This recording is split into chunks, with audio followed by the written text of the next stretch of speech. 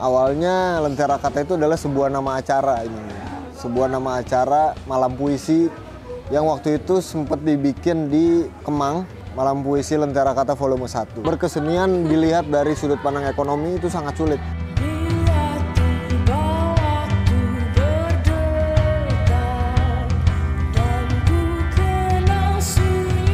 Sangat membekas ketika Putu Wijaya bilang, teater itu seperti oase gitu ya. Teater itu kan investasi kultural katanya. Harus nonton karena para penonton ini harus bisa merasakan, harus bisa melihat bagaimana hasil kerja keras tim selama 6 bulan ini. Dan kemudian ditampilkan di dalam panggung dengan pertunjukan yang insya Allah luar biasa. Dan semoga pementasan ini nantinya bisa mewakili para penonton lewat pementasan ini. Perkenalkan, saya Idam Aulia Safansyah di Lentera Kata sebagai ketua dan di pementasan Obrok Kawok Kawok Berkewek-kewek ini sebagai Astrada dan juga berperan menjadi aktor sebagai Tommy. Jadi Lentera Kata itu berdiri pada tanggal 28 Agustus 2020. Awalnya Lentera Kata itu adalah sebuah nama acara ini. Sebuah nama acara malam puisi yang waktu itu sempat dibikin di Kemang, Malam Puisi Lentera Kata Volume 1. Nah, sebetulnya kenapa bisa kepikiran untuk bikin Lentera Kata gitu ya. Tadinya sebetulnya nggak kepikiran sama sekali untuk bikin komunitas, cuman kepikirannya justru ya udah bikin acara aja, karena waktu itu pandemi. Terus kebetulan karena di kampus sering baca puisi dan banyak acara-acara puisi, pandemi kan abis tuh, hilang semua. Akhirnya mikir, kayaknya kangen deh gitu, kayaknya butuh ruang nih buat ya minimal baca puisi waktu itu sih. Akhirnya bikinlah malam puisi itu, dan kebetulan dibantu sama temen bikin di Kemang itu, namanya Kopi Bang Pren. Setelah malam puisi itu berjalan ternyata rame, baru sempat vakum satu tahun, baru bikin lagi tuh tahun 2021. Jadi nggak direncanakan untuk bikin malam puisi lagi gitu. Cuman karena kebetulan ada temen yang ngajakin, ini gue ada pameran di Pos Blok gitu.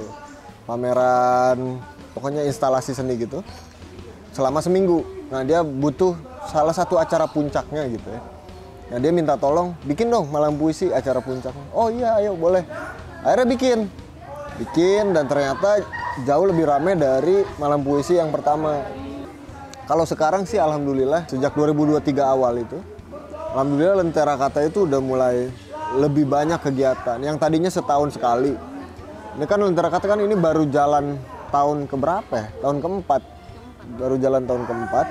Tapi di 2023 ini tiba-tiba bikin malam puisi udah kelima kali.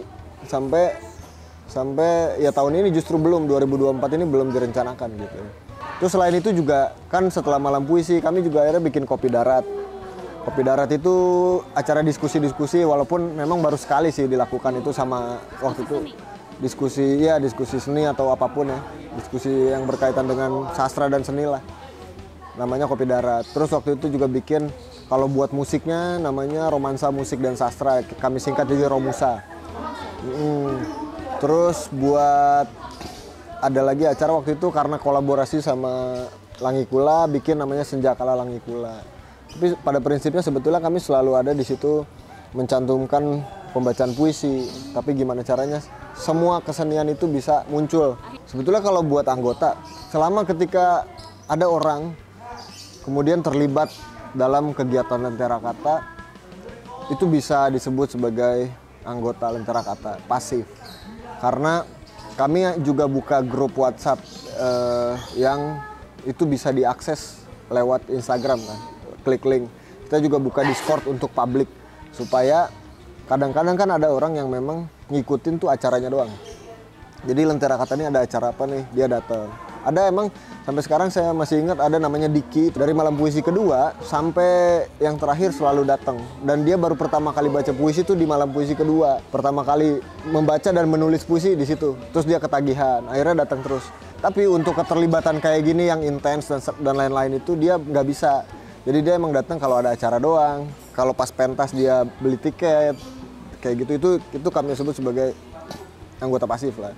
Nah, untuk anggota aktifnya memang tidak secara terikat bahwa setiap acara Lentera Kata itu harus ikut. Contohnya, kami sekarang melakukan open recruitment khusus untuk teater gitu. Jadi tim yang ada sekarang ya mengacu pada tim teater sebetulnya. Sebetulnya yang mengurus Lentera Kata pada intinya cuma 8 orang. Sisanya ya nanti misalnya setelah pentas ini selesai, paling ya kami akan melihat siapa yang masih giat, masih bertahan kayak gitu. Jadi seleksi alam aja sih. Semua yang kami lakukan atau minimal saya lakukan di Lentera Kata adalah supaya tadinya gini, misalnya punya teman kuliah dulu yang kami berkesenian bareng, main teater bareng, baca puisi bareng, bikin puisi bareng, nulis bareng.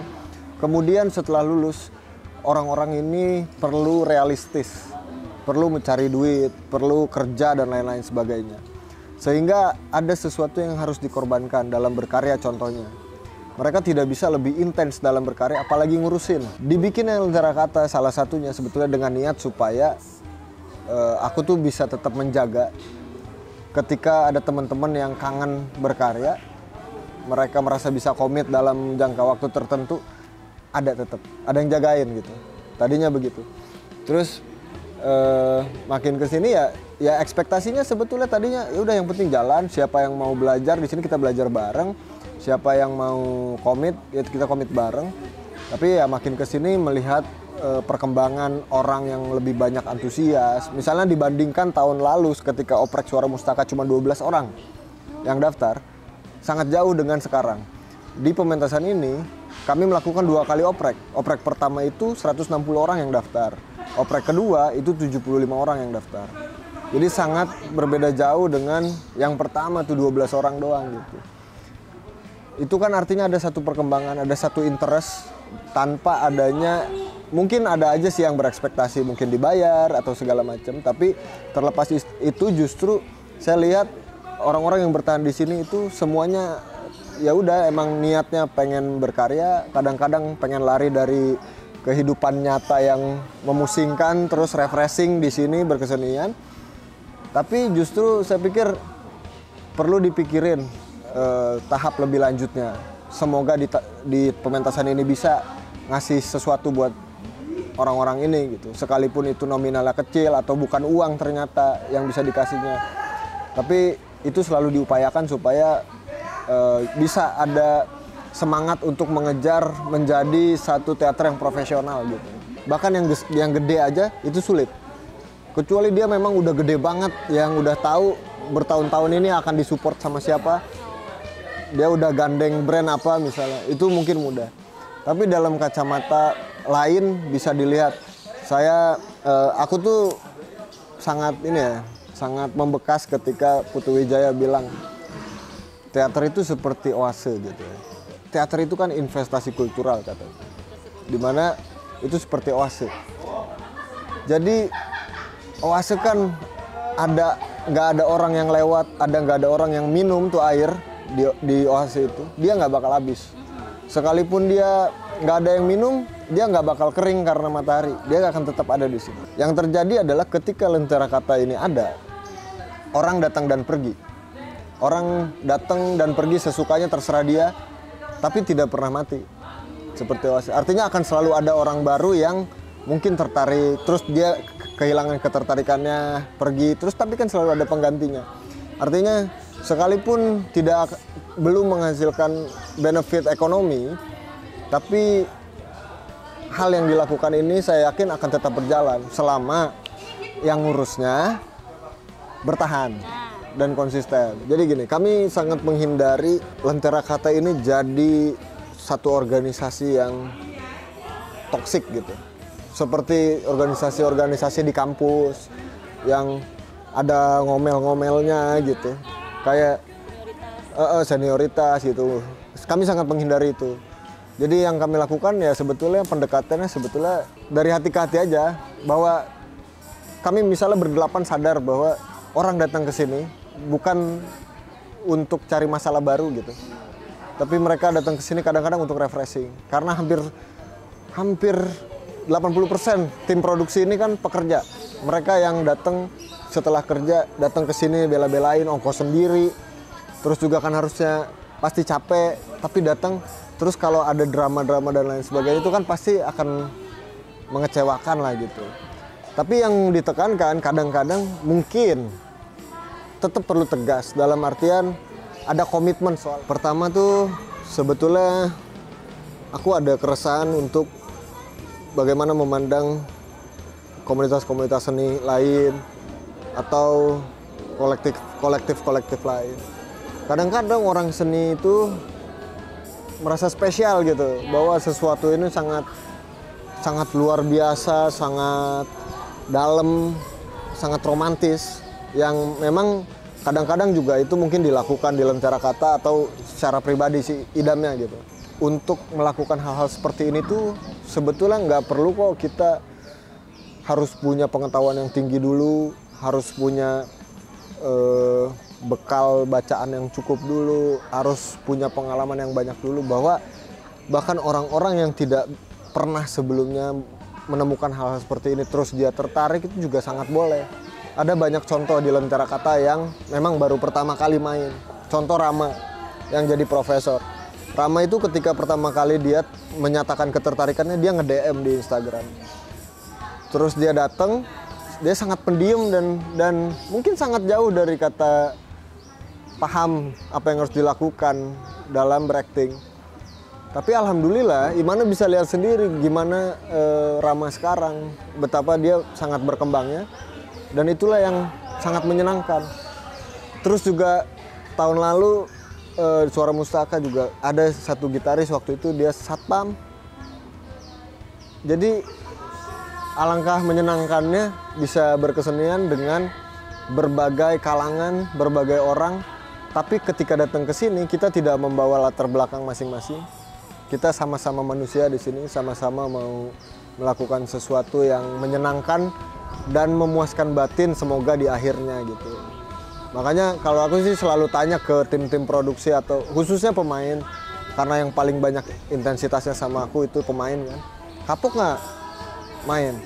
Enggak. Dan alhamdulillah ternyata entah itu formalitas atau gimana, cuman alhamdulillah nggak ada yang kapok jawabannya gitu. Obrok, owok, ebrek ini persiapannya bisa dibilang mungkin 70% lah sekarang. Benang merahnya ada satu tokoh yang saya mainin namanya Tommy, punya 2 pacar, satu anak profesor seni rupa yang merupakan dosennya, satu lagi adalah pedagang batik. Sepertinya kalau dalam naskah ini mungkin saya ngebaca Danarto ini ingin menyampaikan tentang justru ke batiknya, ke bagaimana penjualan batik dan budaya batik. Tapi dalam garapan Mas Yusuf ini yang saya lihat bahwa Mas Yusuf ini yang pengen di-highlight justru soal isu pengamen yang ada di dalam naskah, yang mereka itu bertentangan karena yang satu ngamen dengan cara lama, dengan cara membawa alat musik kemana-mana yang itu effortnya lebih gede, yang satu lagi ngamen dengan tape recorder. Nah, hal itu adalah sebuah ada yang beradu ya dalam hal analog dan digital kan, dan itu sangat relevan dengan apa yang terjadi sekarang.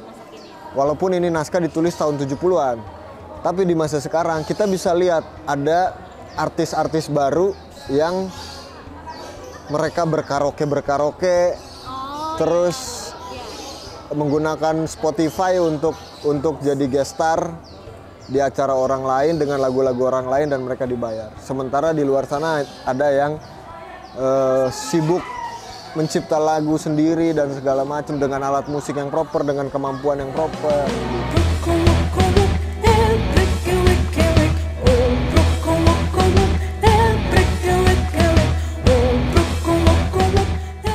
Satu alasan kenapa harus nonton Obrok Owok Ebrek harus nonton karena para penonton ini harus bisa merasakan, harus bisa melihat bagaimana hasil kerja keras tim selama 6 bulan ini, dan kemudian tampilkan di dalam panggung dengan pertunjukan yang insya Allah luar biasa. Dan semoga pementasan ini nantinya bisa mewakili para penonton untuk apa ya, dalam kesehariannya terwakili lewat pementasan ini. Jangan lupa nonton pementasan kedua Lentera Kata berjudul Obrok Owok Owok Ebrek Ewek Ewek karya Danarto, sutradara M. Yusuf, di Taman Ismail Marzuki, teater kecil pada tanggal 10 dan 11 Februari 2024. Beli tiketnya di loket.com.